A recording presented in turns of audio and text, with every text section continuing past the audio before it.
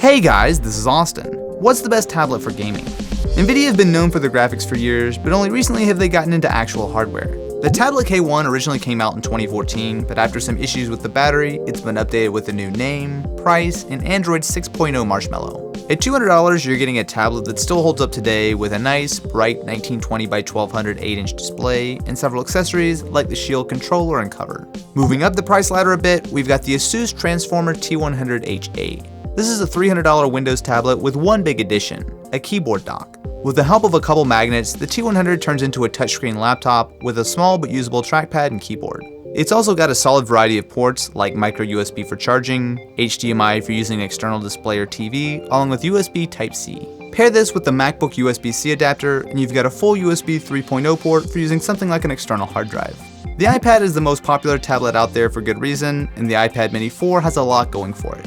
At $400, it's the most expensive option here, but it absolutely feels its price. With an all-aluminum build, it's thin while still sporting features like Touch ID. It has a fantastic 7.9-inch Retina display. Not only is it the best here on paper, but it also has killer color and viewing angles. It shows up even more expensive options like the iPad Air. With Android, iOS, and Windows covered, what kinds of games can you play on these tablets? Nvidia has done a lot of work on Android the last couple years, and it shows on the Shield. Vainglory is the mobile equivalent of League of Legends. The K1 has more than enough power to keep things running smoothly. Leo's Fortune is a more casual game that performs well, which shouldn't be a huge surprise, but a nice addition is the Shield controller support. This is the same gamepad from the Shield console, and I like it. It has built-in Android controls like back and home, but more importantly, it opens up games that aren't well suited to just a touchscreen. With GeForce Now, you can stream full PC games. This is relying on you having a good connection, but if you do, it's a solid experience. Pair that with an Android version of Shadowplay to let you record your gameplay, and you have a very cool way of playing and even streaming your games to Twitch. The Asus T100 has the advantage of running full Windows 10, giving you access to the massive Steam library.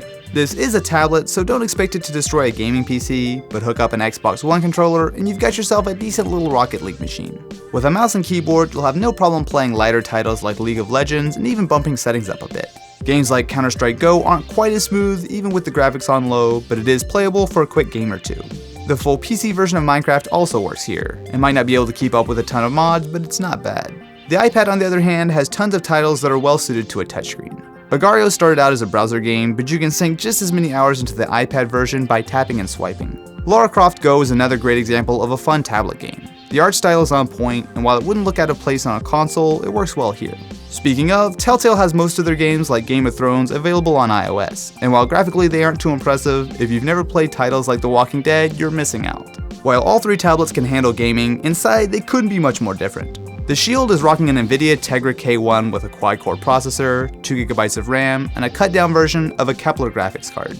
The T100 is no slouch either, with a quad-core Intel Atom X5 processor, 4GB of memory, along with Intel HD graphics. The iPad Mini uses an Apple A8 dual-core CPU, 2GB of RAM, and potent PowerVR graphics.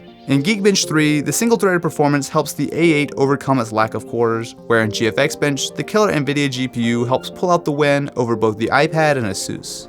While it might be down in raw power, it is worth noting that the T100 not only has twice as much RAM, but also 64GB of storage versus 16 on the others, which is especially important for running full Windows 10. Of course, things aren't perfect. While the addition of the keyboard dock is a huge advantage, the tablet itself has large bezels, and the plastic build looks fine, but the T100 feels by far the cheapest here. The screen also isn't anything special. It's a 10-inch 1280 by 800 panel, which is totally usable, but it's not as sharp nor as nice to look at as the others. The iPad Mini has the design, battery life, and performance to easily keep up with gaming, but at $400, not only is it significantly more expensive than the others, but it's also only a bit cheaper than the more useful iPad Air. As by far the cheapest option here, there are some cut corners with the Shield, like no micro USB charger included in the box. Throw in the cover and controller and it quickly approaches $300, but even factoring in its age, there's not a lot to complain about. The software is essentially pure Android with legitimately useful additions by Nvidia, and even little things like the front-facing speakers go a long way in making it a nice experience to game on. It might not be perfect, but for the price, it's hard to argue with the Shield K1.